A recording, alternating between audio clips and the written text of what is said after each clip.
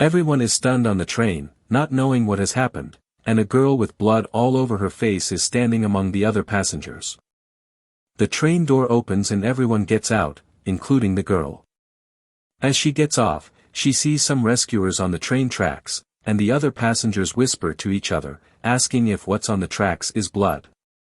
One of the workers asks the other how the situation is, and he replies that it seems the victim died shortly after the accident. All the while holding a backpack just like the girl's, soiled with blood. The girl continues walking aimlessly. She stops at a spot without understanding what is happening. Behind her are the rescuers, possibly carrying the victim away. As she tries to understand the situation, an old man is sitting on the ground behind her. He calls the girl, and she asks if he's talking to her. He says yes, and goes on to say that he's noticed that her stomach is rumbling, and asks if she's hungry. She replies that she's a bit hungry, so he asks her to go down the main road. She goes, and on the way meets a lady who tells her to follow the road straight ahead and turn left. She continues walking and meets another man, who tells her to go to the second traffic light on the right. Finally, someone else says that if she turns down the alley, she'll be there in a minute. She finds a place. Very well lit. The name of the place is, a one-meal restaurant. She tries to open the door. When it opens she is surprised, her face and clothes are no longer smeared with blood.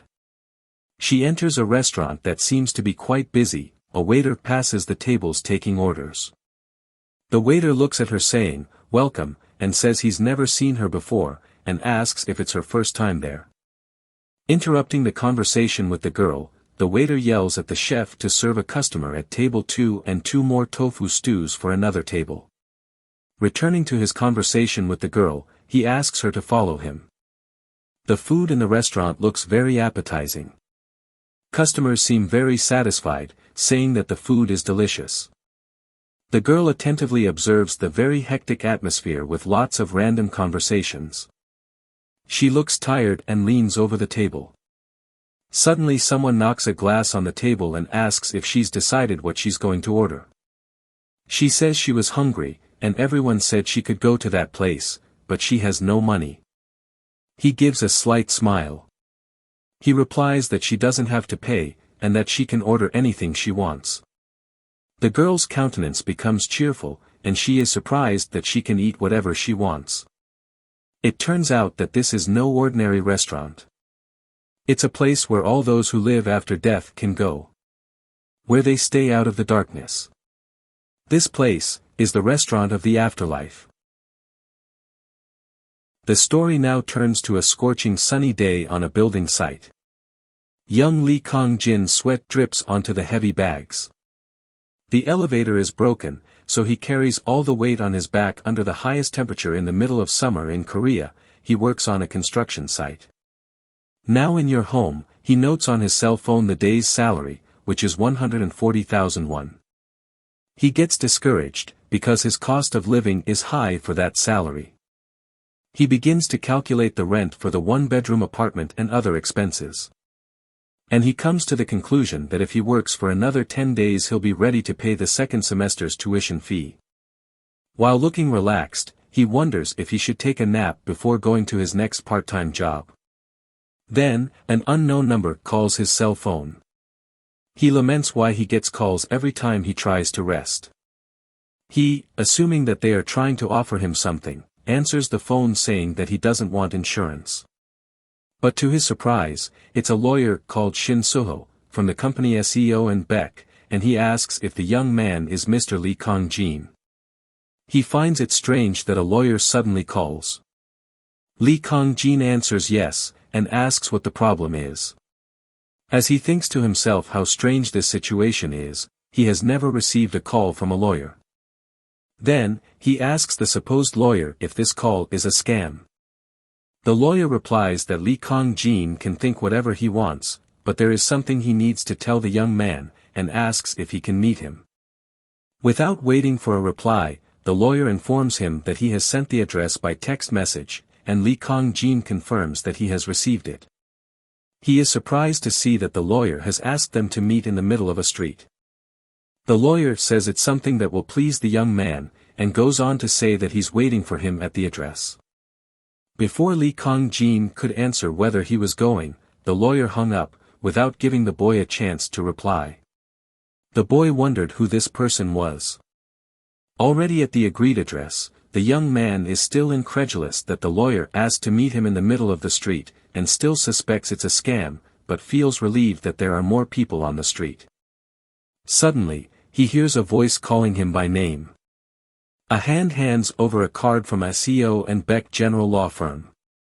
A gray-haired man introduces himself and says that his name is Shin Suho, the lawyer who called young Lee Kong-jin. The young man, not knowing whether to look at the man or the card, says it's nice to meet you too. He checks the card, saying that he had never heard of SEO and Beck, but that the card looks real because of the high quality of the material. Lee Kong-jin asks lawyer Shin Suho what he has to do with him. Shin Suho replies that it may seem a bit confusing, but he has come to talk about the death of Lady Kim Bok-rae, and would like to inform the young man about the will. But Lee Kong-jin is confused, and asks who this woman is. The lawyer replies that the Lady Kim Bok was left to the young Lee Kong-jin a building worth 8.2 billion won as a legacy. The young man, repeating the word 8 without being able to say the rest, was almost speechless when he heard it. And finally he said, 8 billion? With a look of astonishment. And the young man looked at Shin Suho, still stammering and unable to say the word billion again. The lawyer replied, yes, 8.2 billion. The young man, who understood nothing, wondered frantically how he could receive an inheritance from someone he didn't even know, especially if it was a building worth 8.2 billion euros. He apologized to Shin Suho, saying that he had picked the wrong person, and that he had never seen someone called Kim Bok-rae before. Lee Kong-jin went on to say that after his parents left, he lost contact with all his relatives, and that there is no one to leave him a legacy.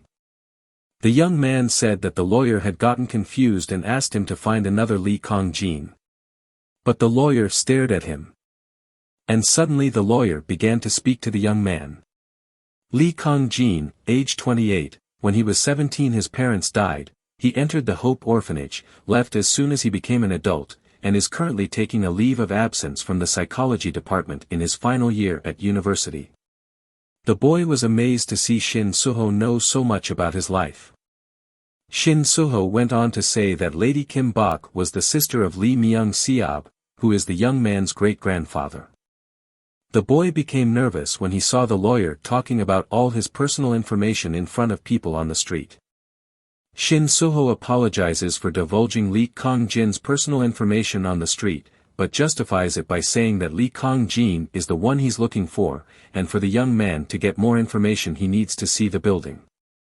He asks Lee Kong-jin to come up with him, and the boy say, yes.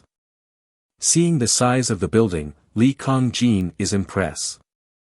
As they enter the building, the lawyer explains that the first floor is a restaurant, and the second floor is a residential area. He shows that there is a house above the store, and that it is empty, so the young man can move in immediately. He explains to the young man that the official transfer of the title will take place within 5 years. Lee Kong-jin wonders if this deadline isn't too long, and that he hasn't even accepted this building yet. Lawyer Shin Suho said that if the young man doesn't want the building, then it will automatically be donated to the society, what left the young man stunned. Shin Suho also said that as a condition of the inheritance, the young man had to run the restaurant for the first 5 years. Me, said the young man, pointing a finger at himself. He questioned his ability, saying that he wasn't a good cook, and asked, what if I failed? Shin Suho responded cryptically by saying that there is no such thing as a good deal. Lee Kong-jin got angry, and started asking about his part-time jobs, college, and said that it would also cost a lot of money to run a restaurant.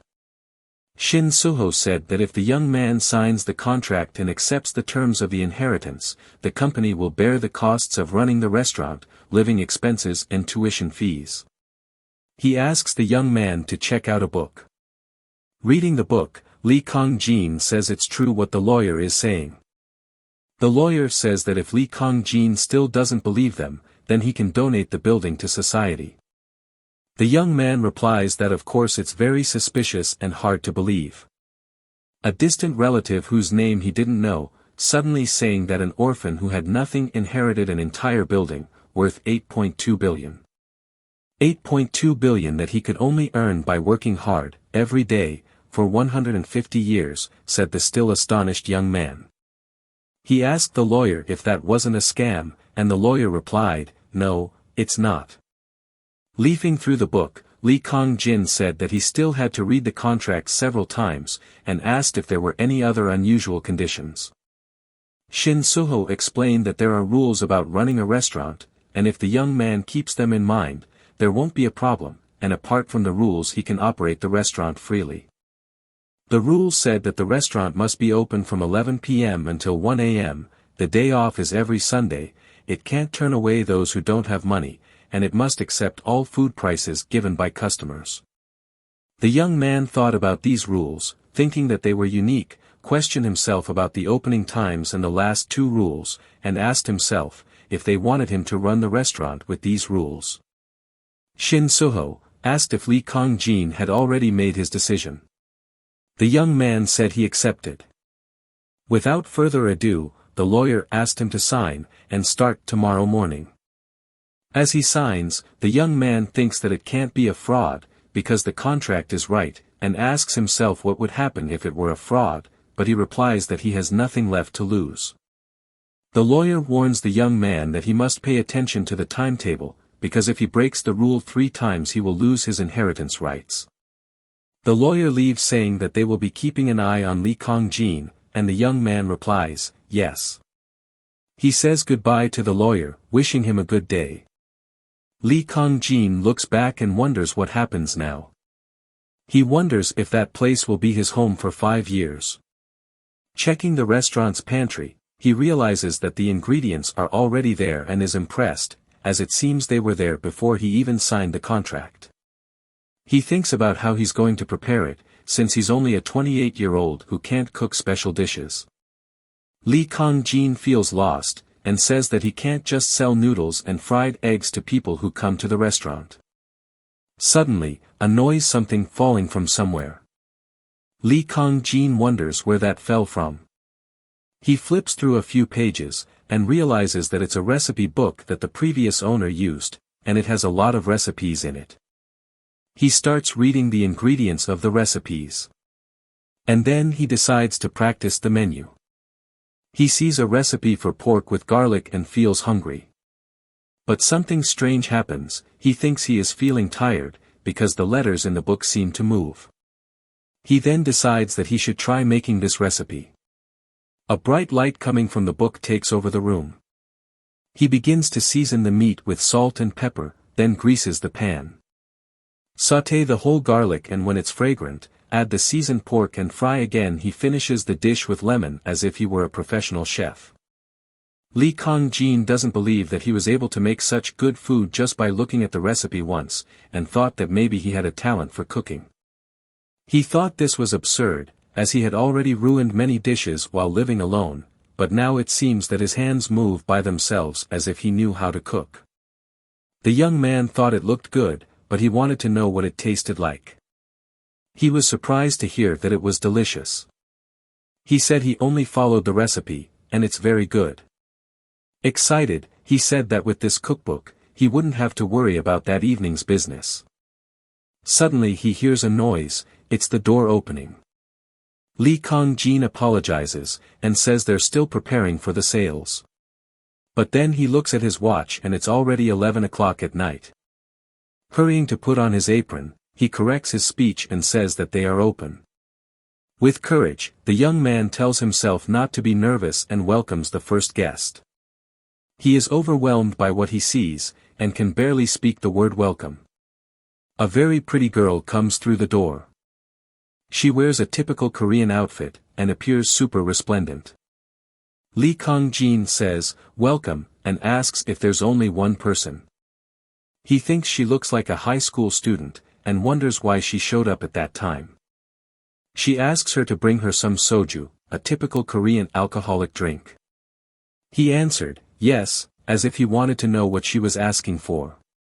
She asks if he's deaf. And she demands that he bring her some soju again. The young man kept thinking that she looks like a high school student, that she ordered soju with a lot of confidence, and how old she must be. He thought that the way she speaks is like that of the Joseon dynasty, a dynasty that ruled the Korean peninsula for over 500 years. He recalled that when he was starting his part-time service, the busiest day was Friday, and once he gave drinks to a table without checking the identity of the customers. To escape the price of the food, the miners called the police and he was suspended from work for a month. But now, Lee Kong-jin says he's experienced at the job, and won't fall for the same trick twice. Trying to be cordial, the young man arrives at the girl's table and asks if he can CHK her identity. She asks him. Identity? Yes, he replied, and went on to tell her that she could use her driver's license or passport. Trying to maintain a friendly posture. She replies that she has no identity. The young man apologizes, and tells her that if he can't verify her identity, then she won't be able to drink alcohol, even if she gives him money. She replies that he doesn't need to worry about that. She went on to say that she didn't have any money either, and again asked him to just bring her some soju. The boy was confused, and wondered what the truth was about this kind of person he had never seen before. She questioned him, asking if he didn't know much about the place. He told her that he knew the rules, and at the same moment tried to remember the rule that said not to kick out a customer without money. He also remembered, the lawyer Shin Suho, saying that he would keep an eye on him, and began to think that perhaps the lawyer was watching him through cameras. He began to think for sure that, as it was a contract worth 8.2 million, there could be a camera installed in the restaurant. The angry girl called Lee Kong-jin, and said she didn't know what he was thinking, but asked him if he could be her drink. He said to her, how about fried pork with garlic instead of alcohol? And he told her that it was his first time doing it, but that it was delicious. The girl, upset, said that this guy really didn't know how to talk. Running towards the kitchen, he told her that he would give her a portion to evaluate, and she wouldn't have to pay for it. She tells him to wait, but he ignores her. Then, the girl looks away and sees a fridge full of drinks. Lee Kong-jin arrives with the food after a while, and apologizes for the delay, as he was making garlic fried rice as a bonus. But he stumbles over a bottle on the floor. And he comes across the scene of the girl who has already drunk many bottles. She says she feels alive now. The boy asks her how she was able to take the bottles out of the fridge and drink them as she pleases. He becomes desperate at the number of bottles she has drunk, and fears being denounced. He's terrified, and says he could be suspended for 2 months on his first day at work. Without delay, he asks the girl where she lives, calling her a student. He thinks he needs to send her home before he reports him. But she can barely speak. She begins to talk about where she lives, and the boy looks forward to it. She says she lives in Kim Champion's house in Peach Valley, Jeonju. Peach Valley? He asks, incredulous at the girl's answer. While he's trying to get along with the girl, someone arrives at the restaurant. Even though he was internally desperate because a client had arrived in that situation, Lee Kong-jin welcomed the new client. It's a man called Kong Du-chi. He says it's a pleasure to meet Lee Kong-jin, and says he's from the JS Finance Company. She goes on to say that as the former owner of the restaurant has moved on, he came to say hello and share his bill with Lee Kong-jin. Lee Kong-jin is confused, as he has never heard of JS Finance before. The man greets the girl by the name of Nunim, as if he already knew her. She responds by recognizing him. And he says she looks like a high school student. Du-chi starts laughing and says that she may look young, but she's old. The boy smiles with relief, saying that he was worried about being suspended because he thought she was a teenager. Du-chi said she couldn't believe that the young man hadn't met the girl yet, and asked if he had received the delivery yet.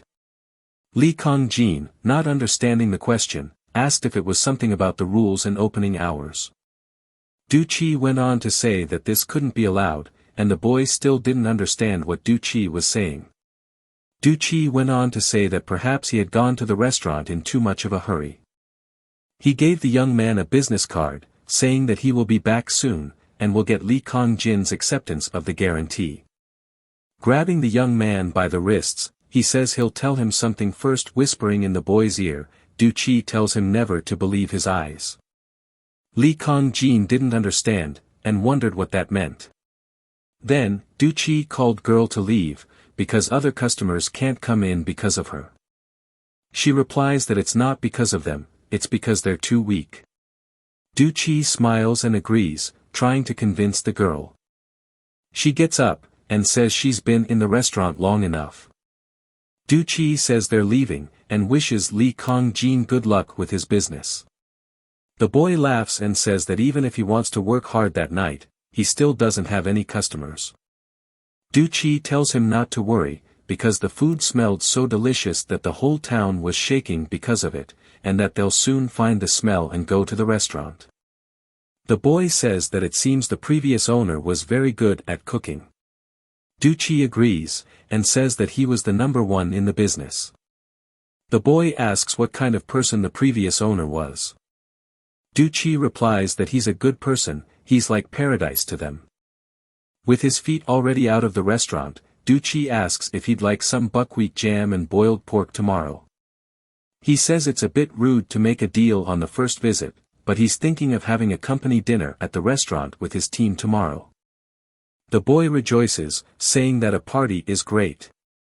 Du Chi replies saying she'll see him tomorrow at 11 p.m., the boy says goodbye and tells Du Chi to take care of herself. Before the boy could say anything, he realized that Du Chi and girl were no longer there, they seem to have simply disappeared. The boy wonders how they can be so fast. Back in the kitchen, Li Kongjin laments that it's been a while since Du Chi and girl left. He points out that restaurants tend to be very busy on Friday nights at midnight. And wonders why there are no customers in his restaurant. He starts to think it's because the restaurant looks old. A few girls appear on the scene, one of whom says it smells of garlic. 3 girls entering the restaurant ask if the restaurant is open. One of them says that please they would like 3 plates of garlic. Li Kongjin is enthusiastic and welcomes the girls, asking them to sit down so that he can bring them their order soon. Then he starts cooking. While he is preparing the food, one of the girls asks if the owner of the restaurant has changed. Li Kongjin replies that from that night on he is in charge of the restaurant. One of the minions looks at Li Kongjin, and says that he will have a difficult time from now on, and that he should be in for many surprises. The young man was perplexed to hear yet another mysterious phrase without knowing what it meant, and asked himself if it was fashionable for people to speak in a profound way. Then, he decided to question her. He asked her why he would have so many surprises. The 3 girls looked at him and said, because people who go to the restaurant are not ordinary people. The young man was paralyzed for a while. Laughing nervously, he asks them that if they're saying they're not ordinary people, are they ghosts? The 3 smiled at the boy in a very sinister way. He looked scared, wondering what those scary smiles were, and asked the girls if it was true. They start laughing at his expression. One of them tells them to stop bothering the new owner and have a drink before the sun comes up. Li Kongjin realizes that they are just making fun of him. One of the girls tells the young man that they are going to have 2 bottles of soju. While the order is being finalized, Li Kongjin thinks that joke gave him the creeps, but he concludes that they seem to be lively and amusing customers. When he puts the plate on the table, everyone's mouth drops open. He wishes them bon appetit. They really liked the garlic dish. In the end, everyone was very satisfied. One of them stood up, and said they should leave. The young man hurried over and said he would help her with the payment. But they didn't understand, and said they didn't have any money. The boy, unable to believe it, said, "What? Again?" The other 2 girls called her to leave and said they were late because it was almost 1 a.m. The boy held them up, and said they had to pay for eating there. One of the girls looked at him, and asked if he needed money. A little awkwardly, the young man said that he was doing business to make money, and that of course he needed money. She answered, which was right, and suddenly enveloped by something mysterious, she spoke a sequence of numbers. She asked her to write it down, and asked if he didn't know. The young man was wide-eyed, and didn't understand a thing. She whispered in his ear, telling him not to forget either, and not to believe everything he saw. The boy was indignant, and asked what that was about. When he looked again, he realized that they had disappeared. He started shouting, saying, "I'm sorry, but they should pay him before they go." A new day dawned, and Li Kongjin said that the lawyer told him he could do anything, as long as he followed the rules. He says with conviction that yesterday he didn't win a penny, but tonight will be different. Reading the cookbook, he decides to practice. The young man says he has to cook and serve alone, so he needs recipes that can be prepared and served quickly. He finds some recipes, and believes they are enough. But he realizes that there's something wrong with the handwriting all of a sudden, it's like a bunch of stuff comes out of the book. Li Kongjin is surprised, and wonders what has happened now, because it seems to be coming out. He wonders if maybe tiredness is making him see things, but when he looks around, everything is normal. Every time he looks at that book he sees strange things. Li Kongjin wonders if there's anything in this book. Then his eyes glaze over as he imagines the dishes. He picks up the knife and is amazed. The young man says that he knew something was wrong, because the only thing he knows how to cook is fried eggs, and there's no way he could be good at using that. Looking at the book, he thinks it's because of Mrs. Kim's book. She says she's still not sure if he's the one making the food, so she decides to try a more difficult dish. He decides to make a dish called japchae de campanula real. He has never heard of this dish, so he believes it will be a lot of work to make it. He read the recipe, his eyes turning red, and suddenly, there was the plate. He was amazed to see that he could make a recipe just by reading. Li Kongjin says it needs to be tasty to sell, so he decides to try the dish. He is automatically taken back to his childhood. He remembers that his mother made a very similar dish. He has memories of him eating quickly, while his mother asks him to eat slowly or his stomach will hurt.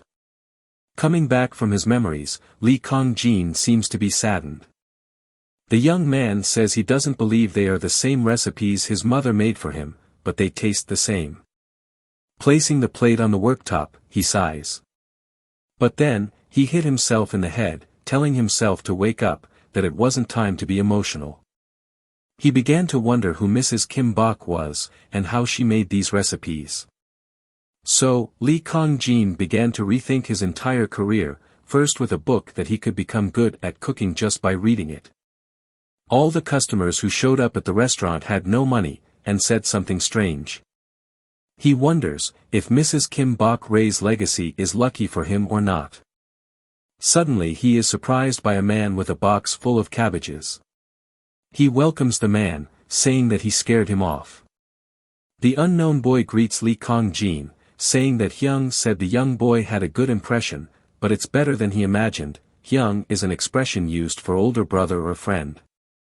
The young man asks who he is, and what he means by Hyung. The strange man introduces himself and says that his name is Shin Suyong, in charge of ingredients. He also introduces another boy saying that his name is Shin Su-gi, in charge of alcohol. Shin Su-gi says that it is a pleasure to meet Li Kongjin. Shin Suyong says that they are younger brothers of the lawyer Shin Suho, whom the young man had met before. Li Kongjin thinks it strange, because they don't look alike. Shin Suyong checks the fridge and says he thinks there weren't many customers yesterday. The boy is impressed by Shin Suyong's skill, and asks him if he can say that just by looking at the fridge. He replies that it's easy, as he's been doing it for a long time. Shin Suyong says that Lady Kim Bok was like their mother, and the restaurant is like their home. Suddenly grabbing the young man by the hand, Shin Suyong orders him to take good care of the restaurant, and that if he needs anything he should feel free to call them. The young man says yes.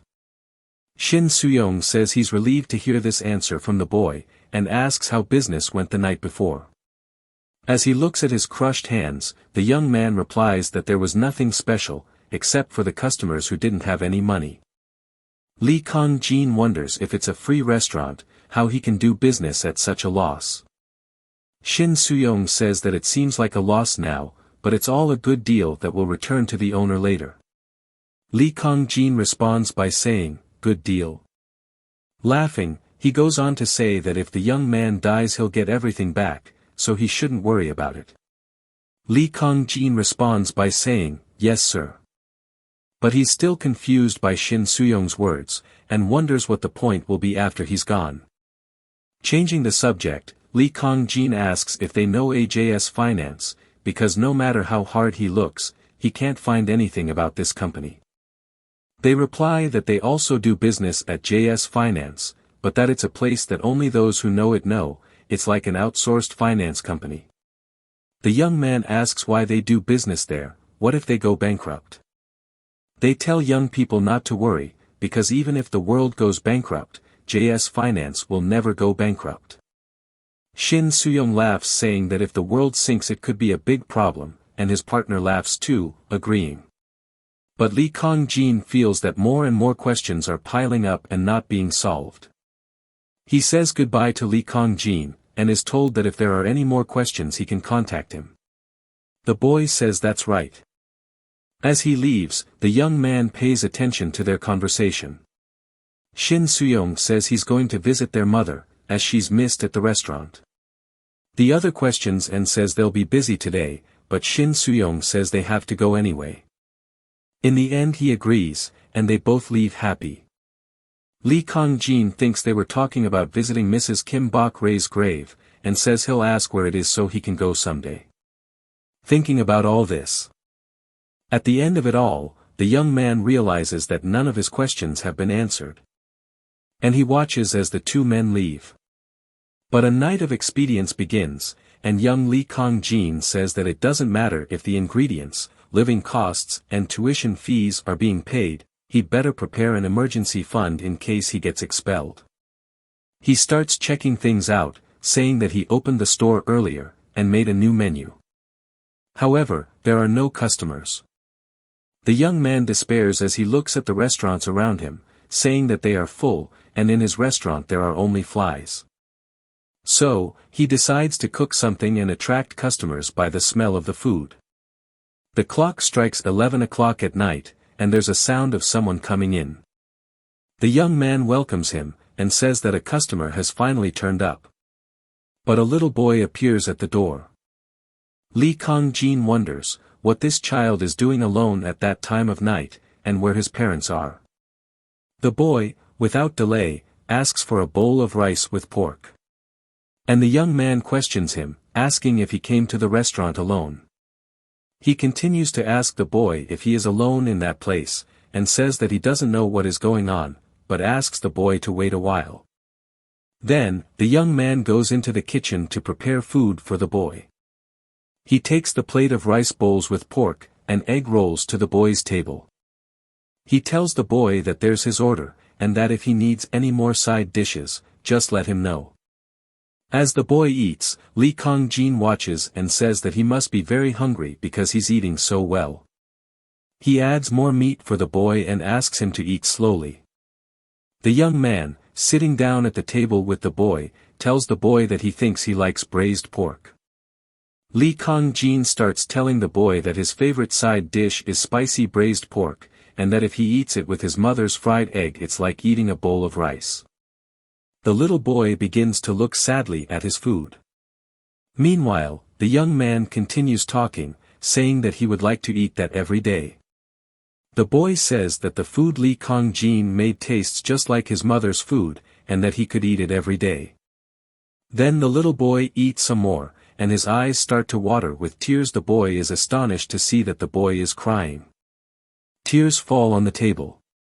He looks around without understanding why the boy is crying. Then, the boy cries incessantly, many tears rolling down his face. Lee Kong-jin asks why the boy is crying. The boy answers by saying, "Mommy," and says that he misses his mother. The young man is thrilled to see this scene. He tells the boy that his big brother will always be there, and that the boy can go to the restaurant whenever he likes. The boy looks to one side, and to the other, and gets up from his chair saying no, and that he has to go and see his mother. The young man asks where she is. Suddenly, a light shone from the boy's feet, and he thanked the boy saying, "Thank you Hyung," which means big brother. He's happy, and says that now he knows where he should be. The boy is taken away by a bright light, as he says, "Goodbye, thank you Hyung." The young man just watches everything that happens, and sees the boy being carried away by the strong light. The young man covers his face, because of the bright light. A piece of paper appears in the middle of the light. The paper falls towards the young man as he tries to understand how the child disappeared. The paper stops right in his face. When he sees it, he realizes it's a check for 1,000,000 wons. He's even more amazed and wonders how a check for 1,000,000 won falls from the sky, and what's going on with this ghost thing in the restaurant. Lawyer Shin Suho appears mysteriously, and says that to be precise, something that makes ghosts happy is happening. The young man, seeing him there, was astonished, and asked when he had arrived, what does he mean by ghosts, and what kind of nonsense is this? The lawyer responded by asking the boy if it made sense for a check to suddenly fall from the sky. Lee Kong-jin decides to ask Shin Suho what's going on, because all the customers who come to the restaurant only say suspicious things, and they're all strange. What kind of place was that? With a slight smile on his face, the lawyer says that this place is the border between the underworld and the earth. Ghosts come and go to this restaurant. Shin Suho asks the young man if he hadn't noticed. The young man is amazed, and asks what that is. The lawyer said he hadn't expected him to understand at once. In disbelief, the young man says, "So this is the place?" And he can barely complete the question. The lawyer says yes, this place is where ghosts eat like humans. He explains that the ghosts miss the food they ate during their lives, so they go to the restaurant in search of a drink that will warm them up. He goes on to say that the young man doesn't have to worry about a ghost hurting him, but that ghosts will protect him if he protects them, so he shouldn't do anything bad. It's like getting angry when your only favorite dog gets hurt. The boy questions in his mind saying that it sounds right, but did the lawyer just compare it to a dog?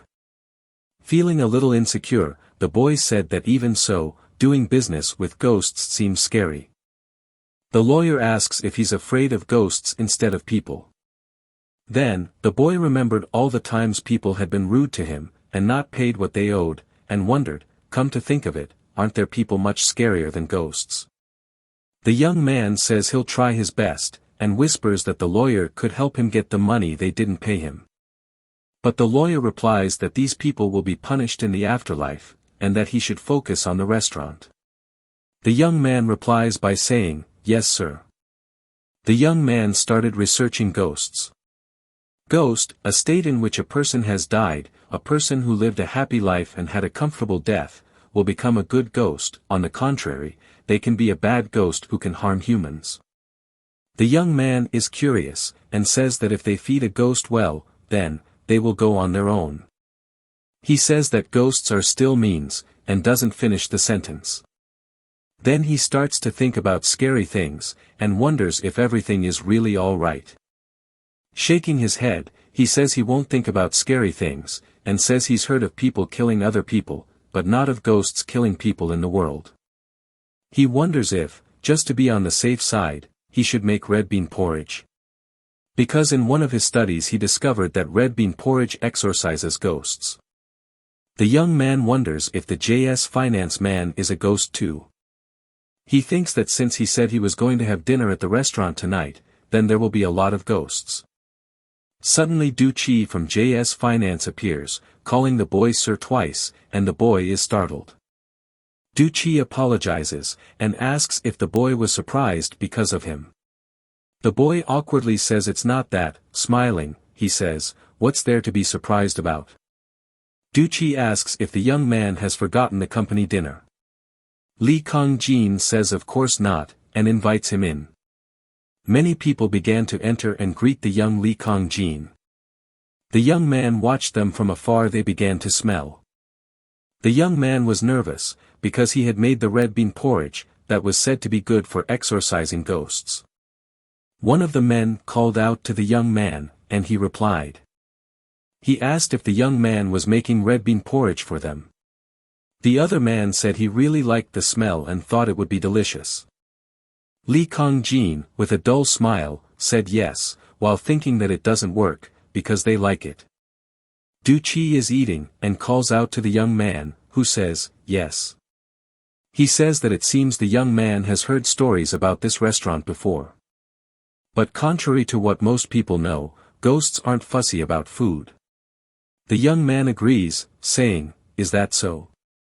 Du Qi tells them not to be afraid, because they are not very different from humans, and that they are just ordinary civil servants.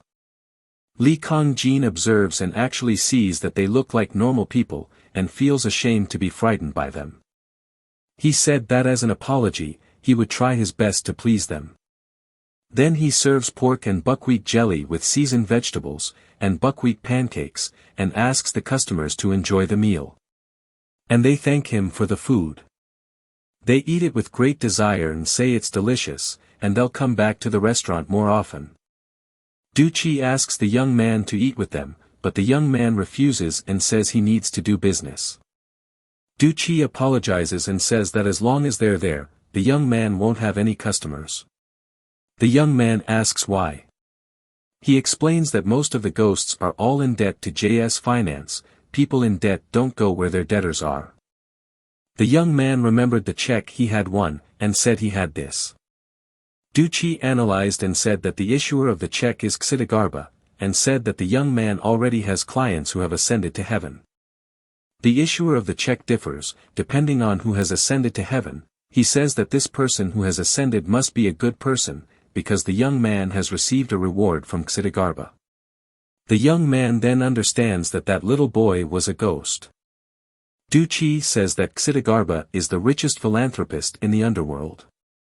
The boy asks if the money is spent on the afterlife. Du Qi replies that it is, but that the currency of the underworld is a little different from that of Earth. Basically the function of buying goods or making transactions are the same, but in the underworld you can reduce your sins with money. The young man asks if he has money when he dies. Du Qi replies that everyone has an account with JS Finance from the moment they are born. Li Kongjin asks if he also has a bank account. Du Qi replies that yes, if he does good things the money will be deposited, and if he does something bad, it will be reduced in the form of a withdrawal. In other words, having a lot of money in the underworld, means you've done a lot of good things in your life. And having no money in the underworld means that you have sinned a lot in your life. The young man asks if he can see how much he has, but Du Qi replies that they can't check his balance while he's alive. Du Qi says he may be anxious but he doesn't have to worry too much about it. He runs the restaurant so he'll always have plenty of money. The people who run the restaurant have always been VIPs.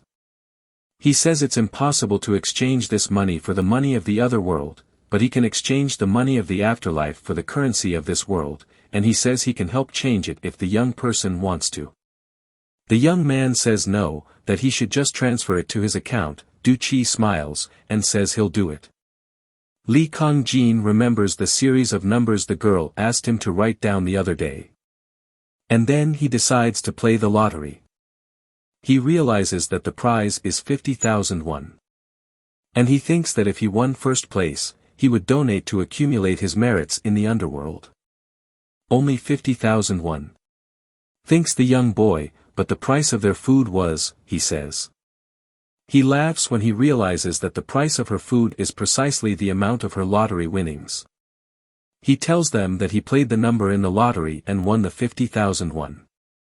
One of them knocks on the table and laughs, saying that it's nice, because she just said a random number, she didn't expect him to win. She says that if she had known it would be like this, she would have entered her nephew and niece's dream. One of them laughs and says it's very nice. The young man observes them and thinks that he was a little scared after he discovered that they were ghosts, but that if he pays attention, they are more like a person than he thought. Another time, the door opens and the young man welcomes the newcomers. He realizes it's the client from last time, but this time she's pinned her hair up. She asks him what he's looking at, and tells him to bring her some soju right away. The young man replies, yes, and goes immediately. He wonders if she tied her hair up because he mistook her for an underage girl the other time, and looking at her clothes and the way she talks, he thinks she must have died a long time ago, and must be quite old for the age of ghosts. He thinks he needs to apologize for going too far last time. He puts the bottle on the table and says he's sorry for the last time, and asks her to enjoy the meal. She replies that she's right, that she can understand with her ample generosity. She asks him what his name is. He replies that it's Lee Kong-jin. She, with a smiling face, asks him which Lee family he comes from. The young man replies that he is from the Dechen Lee family. She says she knows him well, that Excellency Lee Bokryang has a very close relationship with her grandparents. She says that it is so he from the Kim family. She says that as she is indebted to him, she asks him please to speak comfortably with her. The young man asks how long she's been dead. She interrupts him, and says she's going to tell him something good. And he replies, yes. For those who haven't gone up to heaven and become ghosts, don't ask about the past, she said to the young man. The young man says he's sorry, and apologizes for the discourtesy. She goes on to say that, the ghosts who come to the restaurant are the ones who can't take and eat the food of the ancestral rite. There's nothing good about bringing up their past. However, she says that the young man is a very good person who serves hot food to those who need it, and she ends by saying that this is her sincere advice to the young man. Another time, Lee Kong-jin is cleaning the tables. He begins to reflect, and asks himself that, if what Miss So-hee said is right, shouldn't there be a lot of customers, whether human or ghost? Or does she just want to scare him, he says. At this moment a person asks Lee Kong-jin for a lesson, and he says yes, waiting to find out what the customer wants. The customer asks if all the ghost maidens have gone. The young man says yes, that they've just left, and asks the customer to sit down and have something to eat. So let's not hesitate, said many ghosts running towards the restaurant. Many scary ghosts invaded the restaurant, shouting that they were going to eat. The young man tried to calm the confusion by asking them to wait a while, but he noticed that these ghosts stank. Orders for lim-chi stew, portions of beef ribs, and other dishes were being shouted at Lee Kong-jin, and he didn't know what to do. The young man apologized and said that the menu was fried pork with garlic and rice. And the ghosts questioned them, asking if the young man couldn't just put kimchi in water and boil it, and that the last owner did everything for them. He apologizes once again, and says that it wasn't long ago that he opened it.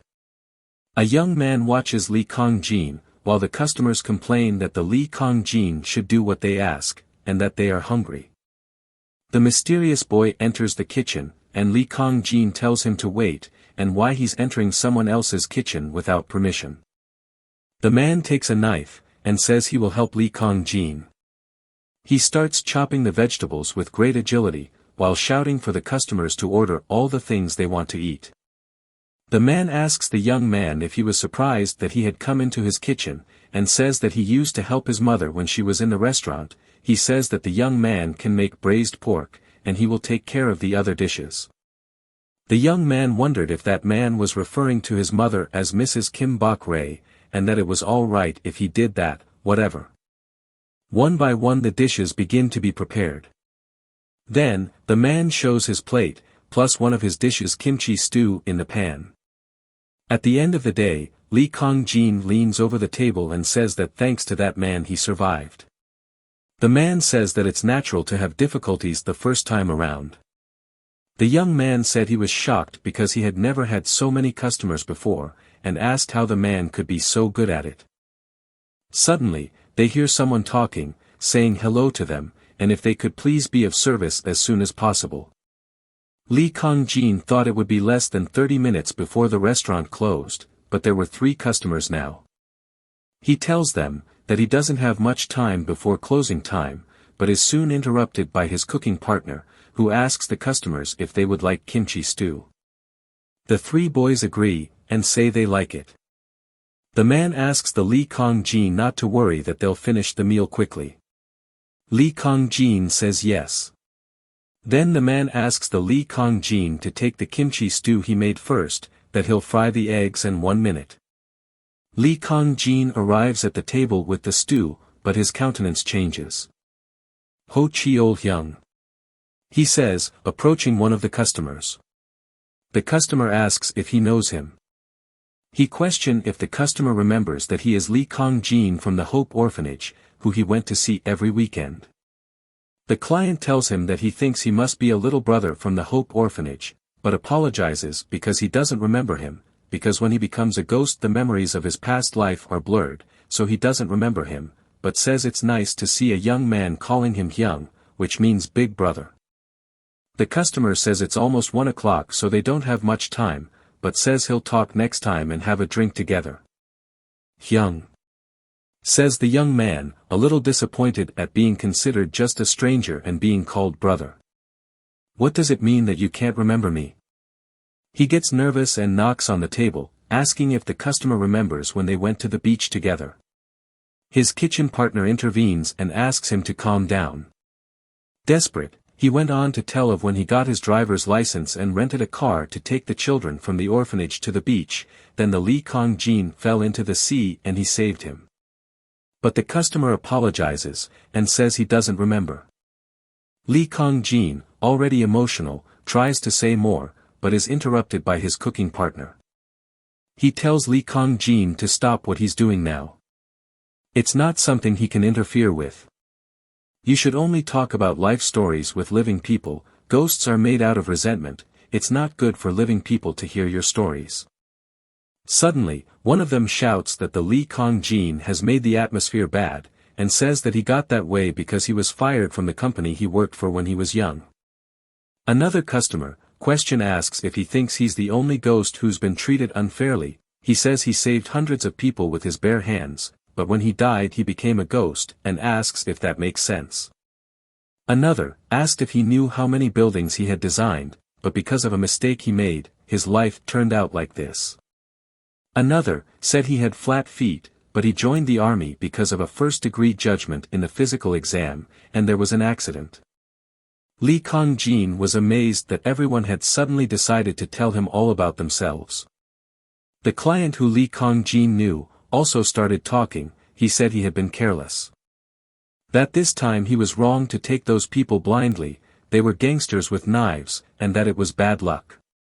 Lee Kong-jin remembers that his friend always said that justice is on the side of the weak, which is why he had become a policeman. And Lee Kong-jin got angry at the gangsters. Your cooking partner asks if he's eaten yet, and if he minds them eating together, and that it won't be long until 1 o'clock. The young man says that the customers are still there, but he can take care of it so his kitchen partner can leave. But his kitchen partner says that it's 20 minutes until closing, and that it seems strange, but a drink would be nice. They eat together at a table. The cooking partner thinks the combination of eating kimchi stew and drinking soju is great. The young man asks if he's used to cooking, and says that his skills are no joke. He tells to Lee Kong-jin not to say that, because he's only been at the restaurant for 10 years. Lee Kong-jin is indignant at the answer, and asks if he's joking, because his food is very delicious. He thanks the young man, and says it's a shame, because he could make more delicious food if he had the ingredients and more time. The boy thinks to himself that he is being humble, and that for him who doesn't know how to cook, the man cooks very well, and has speed and service skills, thinks he needs him. Lee Kong-jin tells him that it's the first time he's worked as a cook, so it was difficult to do it alone, and asks the man if he could help him until he gets used to the business. The man is delighted with the offer and says it would be a good idea, and that he has nothing to do anyway. He said that they will work together, and introduced himself as Bae Yong-soo. Lee Kong-jin introduced himself by saying his name and that he was 28. Bae Yong-soo said that he was the same age as him, and asked the young man what he thought about forgetting his ghost age and chatting casually. Li Kongjin smiling agreed. He said that they only have 1 minute until 1 a.m. The customers started drinking very quickly. Li's friend Kongjin came up to him and apologized for not remembering him, even though he said they were from the same orphanage. The young man answered him by saying Hyung, which means big brother. He goes on to say that it could be a ghost, but if there's anyone interfering in the boy's business, just shout their name, and he'll beat them up. The clock strikes 1 a.m. Disappearing like smoke, he says they'll see each other soon. The young man is amazed, and says that Hyung and everyone are disappearing. And in the end, he's the only one left in the restaurant. With your hand resting on the table. He says he still can't believe his friend is dead, and that he wants to ease his friend's regrets, but doesn't know how he can help him. With tears in his eyes, he says that now they've met, he'll make as many meals as his friend wants. 2 people appear at the door, and asking to be excused, ask if the restaurant is still open. One of them asks the young man to please bring them some soju, no more and no less, just a potion. And the other asks if he can make a request. The young man can't believe he's going to have to deal with this. He thinks that one of them is completely drunk, but if they arrived after 1 a.m. then, they must be living people. One of them points to the wall, where it says spicy braised pork, and asks if that's the only dish on the menu. The young man, at a loss, said that he should have corrected this before, but forgot. Then, they ask for 2 spicy braised pigs and soju. The young man replies that it's all right, and he'll bring them their orders. Li Kongjin thinks that if it's after 1 a.m., then, he believes that human customers can enter. He hands the customers their order and tells them to enjoy their meal. The customer experiences. And his eyes go wide. He asks the young man if he seasoned it himself. Li Kongjin says yes, that's right. The customer asks if the menu changes every day or does he only make this one. The young man replies that nothing has been decided yet, but that if the customer wants he can make the menu he wants. The customer asks if he can have seaweed soup for lunch tomorrow, and that he will make a reservation for 2 people. The young man says yes, that's right. Customers left their payment on the table, and said they were satisfied. The customer who is more sober, helps the other who is drunk, and says there is a driver outside. The drunk says something nonsense, that there is no right path and that it is time to go home without regrets. They thank him for the food, and the young man tells them to go home safely. A new day begins.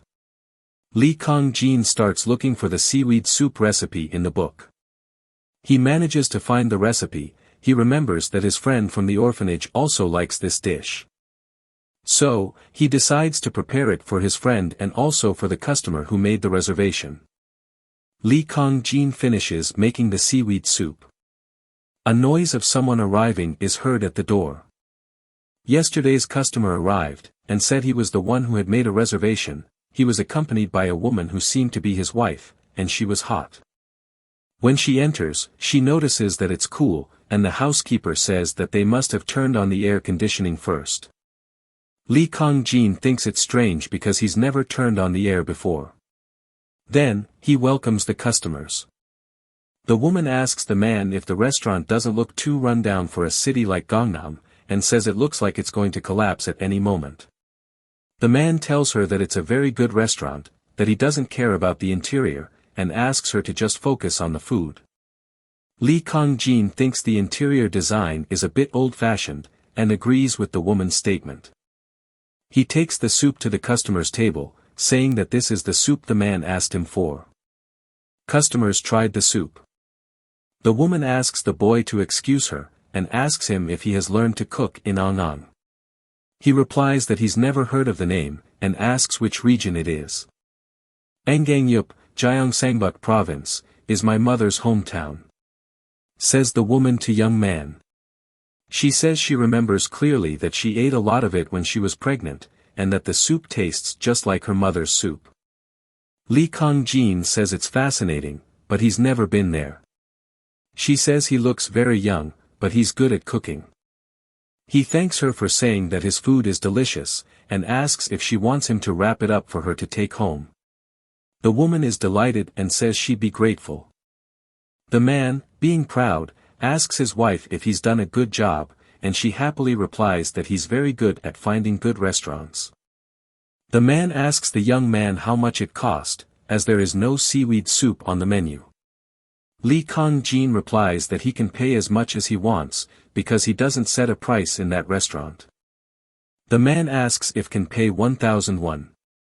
But his wife disagrees, saying that he'll attract a lot of malcontents looking for free meals every day if he carries on like this. Lee Kong-jin thinks it's true what she says, but if he breaks the rules he'll go back to his little apartment. The woman gives the young man 350,000 won notes, and says she wants to come often, but thinks it would be better for him and the customers if she had a basic price at the restaurant. She leaves saying that the food is delicious and she will come again. The young man says thank you. Lee Kong-jin is a little put out at having received so much money, so he says that it would be convenient for him and the clients to set the prices for the living side, which he will ask the lawyer about later. Conversations are heard in the restaurant. Someone asks Lee Kong-jin if he really sold this to the living people. It's the boys with the ingredients and the drinks. Shin Sugi says that his mother used to sell only to ghosts. Shin Suyong smiles and says that the young man is a smart entrepreneur. The young man says he's happy to have this recipe book, and says that if he'd used his cooking skills, it would have been a one-murder restaurant and not a one-meal restaurant. Smiling at the joke, Shin Suyong asks if it's that bad. Lee Kong-jin says he has some questions. Shin Sugi says he can ask anything. He says it's the middle of summer, but strangely, the restaurant is always cool, even with the air conditioning turned off, and asks if this could be ghost stuff. The man confirms, saying that's right. In places where a lot of ghosts hang around, the temperature gets lower because negative energy accumulates there, and the longer you stay, the more negative energy accumulates in your body. At some point ghosts can be seen outside the store. The young man says he sees ghosts every day, but outside the store. The man with the haunting look, and he says that's what real ghosts are like. He goes on to say that the ghosts outside are a bit different from the ones the young man sees in the restaurant. Lee Kong-jin asks how different they are. Shin Suyong replies that he'll know when he sees them, and that he's sure the young man would recognize them immediately. Lee Kong-jin gets nervous and says he's only asking to confirm it. He asks if the two men are human. Then, they stare at the young man. Lee Kong-jin laughing nervously, saying that they can't be ghosts, and even if they were, they're not scary at all. They laugh and confirm, saying that's right, they're living people. The young man pretended to relax and said, I understand, but inside he was afraid. He says he has one more question, and asks why living people like them work in the restaurant. They replied that they were orphans, but their mother raised them as if they were her own children. On hearing this, the young man thought that Mrs. Kim Bok-rae was, as expected, a good person. He went on to say that when his mother was busy with the restaurant, the ghost maidens looked after them, and that made them want to do something about it. The young man replied that he understood. Lee Kong-jin tells the lawyer that Shin Suho is the eldest son. They went on to say that Mr. Shin Sugi is the third, and Mr. Shin Suyong is the second. And they also said that there's another, Dirty Shin, claiming to be their handsome youngest, who's working in interior design. The young man is surprised, and says he was thinking of changing the interior, and thinks he could ask him for some advice. Thinking back to the last time a customer said the restaurant looked worn out. Shin Suyong says he is right, and says he will talk to him. The clock strikes 11 o'clock at night, and they tell you to look at the time, it's time to open the restaurant. Shin Suyong said they were going, and wished them good night. The young man said yes, he told them to please come back again. Returning to his reflections, he thought that this was the restaurant for a meal. Is a place where living and dead people can go. Is open to all. They said it's the border between this world and the afterlife, and that's exactly right. The next day. The lawyer talks to Lee Kong-jin saying that he was surprised when the young man suddenly called him, thought it had happened, and said that the young man seems to be worried about living clients. Yes, said Lee Kong-jin, saying that when live customers come, they tend to ask about the price, and there is also no specific mention of whether the contract includes live customers or not. The lawyer looks at him, making a sound like he's thinking. He says that, as the young man already knows, a restaurant is not a place to make money, it's a place to serve a meal to those who are hungry, be they ghosts or humans. The lawyer says that whether people pay or not, the money will be deposited in the young man's account, and asks if it's necessary to set a price. Lee Kong-jin says that if customers deliberately don't pay for food, with bad intentions, then they are committing a sin. He says he was willing to accept everything the clients gave him, but in the end he thought he might have led them into sin. The lawyer looks at him thoughtfully, and says that if the young man thinks like that there's nothing they can do. Picking up his cell phone, he says, right, there's no law of the underworld on this side, so let's ask her for advice. Lee Kong-jin said that Mrs. Kim is dead. The lawyer asks if the boy remembers what his job is. And then, Lee Kong-jin realizes. Thinking to himself, Lee Kong-jin says, since he's an underworld lawyer, he should be able to get in touch with the underworld.